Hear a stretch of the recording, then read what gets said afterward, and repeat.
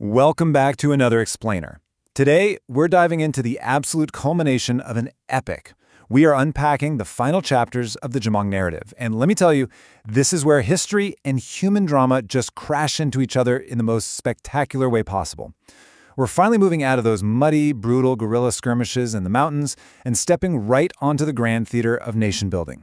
It's a thrilling story of massive geopolitical triumph for sure, but as we're going to see, it's also a story deeply anchored by just immense personal tragedy.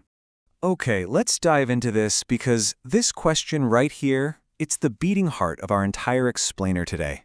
What does an empire truly cost? I mean, is it paid in gold, in steel, in blood? Or is the ultimate currency of greatness paid with the very things we hold dearest in our own hearts? Keep this question in the back of your mind because the people who built the nations we're studying today, yet they had to answer it in literally the most painful ways imaginable. So, moving right into our first major challenge, uniting the Jolbon clans. To build an empire, you first need a rock-solid foundation.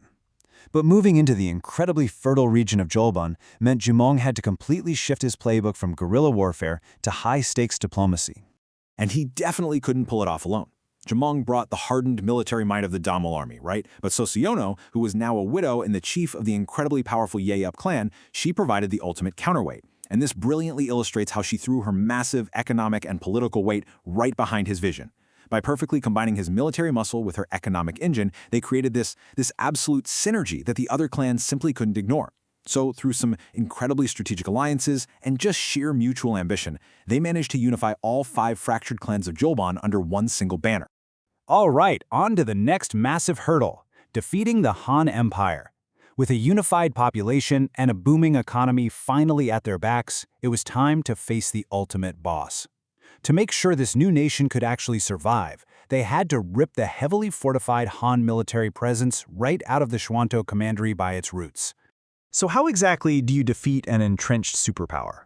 Well, you systematically dismantle them.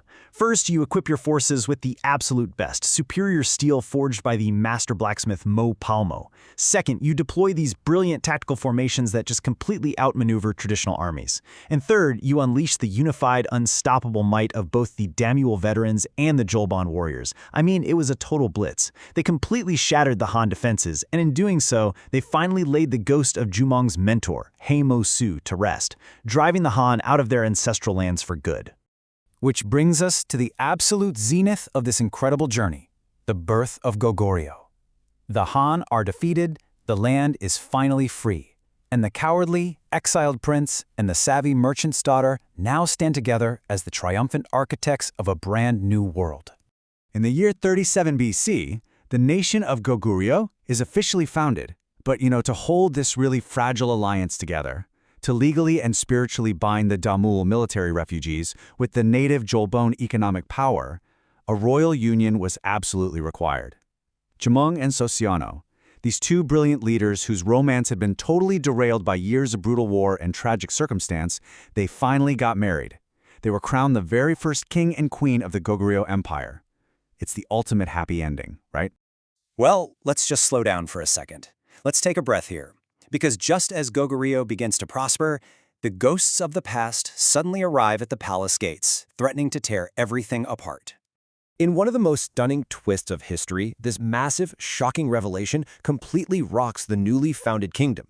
Jumong's first wife, Lady Yosoya, and his biological son, Yuri, are discovered alive. No way, right? For years, they were presumed dead, totally lost to the sheer chaos of the wars with Buyo and Han. Jumong had grieved for them. He had done the hard work of moving on to build this kingdom, and suddenly, they are standing right in front of him. Now, what's really interesting about this slide is how perfectly it maps the gridlock of the sudden succession crisis that followed.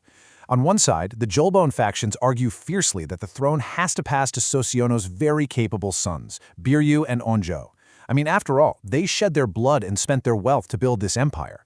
But on the other side, the Damuel factions are completely uncompromising. They believe the throne is a divine right belonging strictly to Yuri, Jumong's direct, biological bloodline.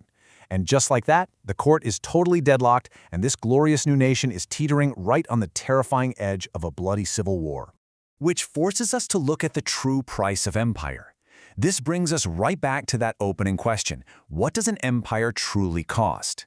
because to save Goguryeo from tearing itself apart from the inside out, an unimaginable sacrifice had to be made.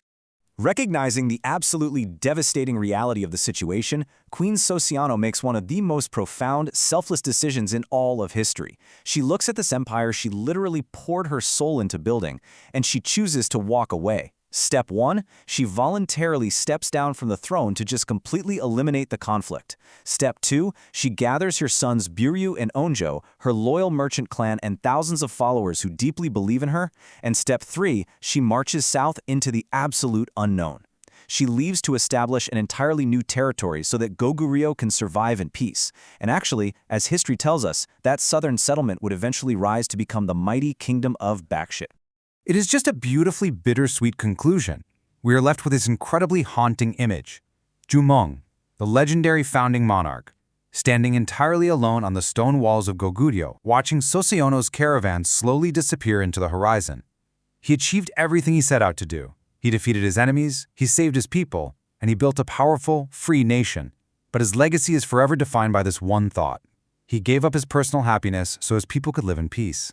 Which leaves us with this final, lingering thought. A kingdom secured, a legacy cemented, but a heart left completely shattered.